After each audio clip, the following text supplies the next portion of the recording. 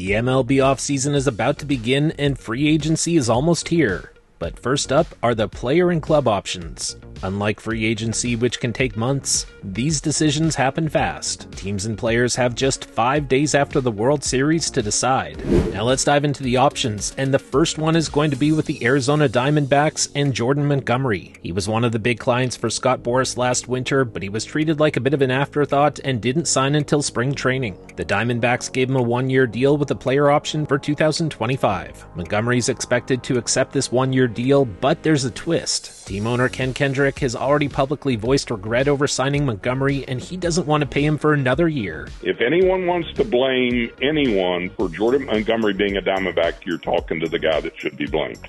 I brought it to their attention. I pushed for it. They agreed to it. It wasn't in our game plan.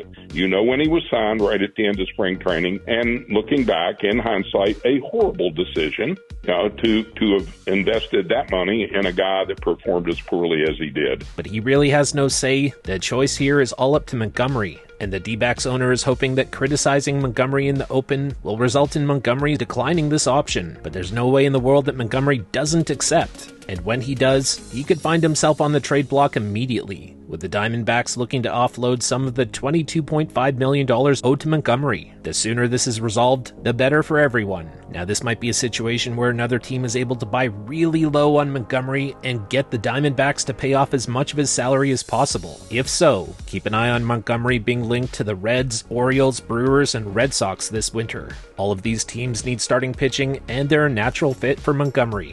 Next up is Nathan Eovaldi. He has a $20 million player option with the Texas Rangers, and on the Rangers side of things, there's a $2 million buyout. With Eovaldi turning 35 in February, he'll likely decline this option and look for one final multi-year payday. Despite his age, Eovaldi has shown no signs of slowing down. In 2024, he had a 3.80 ERA, a 3.47 xFIP, with an 8.75 K per 9 and just a little more than 2 walks per 9. In short, Eovaldi is consistent, and this year's performance is right in line with what he's done the last 5 years. Eovaldi is one of the most reliable, yet underrated starting pitchers in baseball, and he should receive a lot of interest this winter. We predict that Eovaldi will decline this $20 million player option and elect for free agency.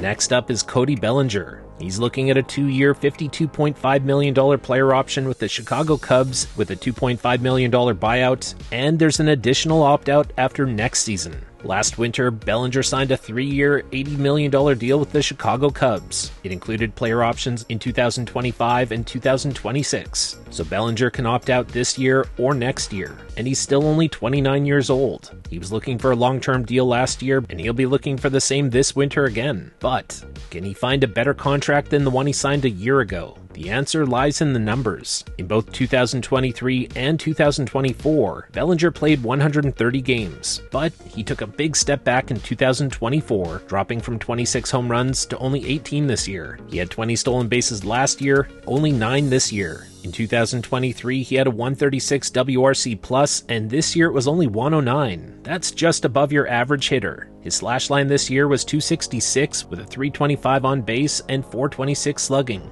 Last year, he looked like one of the top free agents with an 881 OPS, but this year that dropped down to 751. Bellinger's drop in performance will not bring him a new deal worth $26 million per year. We can all agree on that. It looks like his best bet is to accept the option and aim for a bounce-back season in 2025, and then hope to springboard into free agency once again a year from now. If he does that, the pressure is back on Bellinger in 2025 to put up a big year. If you're enjoying this, hit the like button and make sure you're subscribed. Then let's head over to the Chicago White Sox and Yoan Moncada. In 2017, Yoan Moncada was the =1 prospect in all of baseball. Just 2 years later, in 2019, he hit 25 home runs with a 915 OPS, good enough for a 5.2 WAR. Moncada looked like a superstar in the making, so the White Sox signed him to their biggest extension in franchise history worth $70 million. That was in 2020, and it also included a club option for 2025. This winter, the White Sox can either bring back Moncada for $25 million, or they can opt for the $5 million buyout. Moncada was considered a sure thing just a few years ago, and he was one of the cornerstones of the White Sox. Since he signed that extension, it's been nothing but disappointment. His best season came in 2019. and again, that was before he signed this extension. Over the course of his 5-year extension, his power evaporated.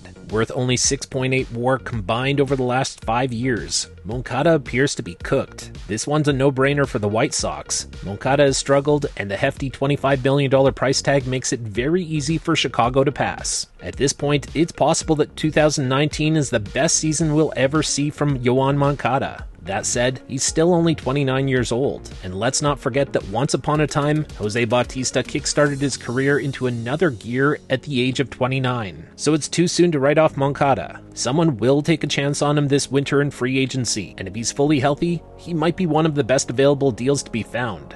Next, let's take a look at Frankie Montas and the Milwaukee Brewers. Last winter, Frankie Montas signed a 1-year, $16 million deal with the Reds. He was dealt to the Milwaukee Brewers at the trade deadline, and over the course of 30 starts with the Brewers and the Reds, he threw 150 2/3 innings with a .484 ERA. This coming season, Frankie Montas will be 32 years old. This is who he is, but the fact that he lasted a full season without injury should help his value this winter. His option is $20 million, and it's a mutual option with a $2 million buyout. We expect the Brewers to pay the $2 million and move on from Montas without hesitation. The $20 million price tag is reasonable, but they're not likely to take a bite at that price.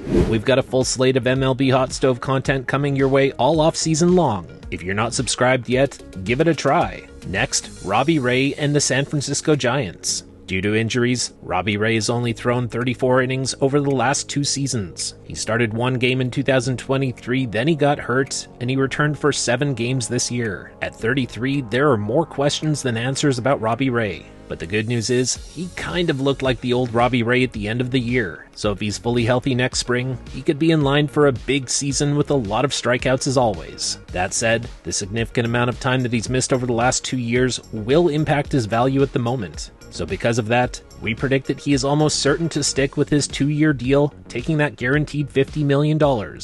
Then next, we're going to stay with the Giants, and we'll take a look at Blake Snell. He's looking at a 1-year, $30 million player option. Fresh off another stellar season, Snell is bound to test the market for a longer-term deal. Just last year, he won the National League Cy Young Award. He threw his first career no-hitter this season, and during the second half, he was the best pitcher in all of baseball with a 1.45 ERA, 2.7 WAR, an astounding 13.57 K per 9 in just over 68 innings. No one was even close to him. He'll likely pass on this $30 million player option and aim for a contract that carries him through the rest of his prime. Make no mistake, Blake Snell is the best available pitcher in baseball this winter. He's about to get paid. And finally, let's talk about Gerrit Cole and the New York Yankees. Gerrit Cole remains one of the top pitchers in baseball. He's looking at a 4-year player option worth $144 million. But if he does opt out, the Yankees can then trigger a 5-year, $180 million club option. And this was all by design.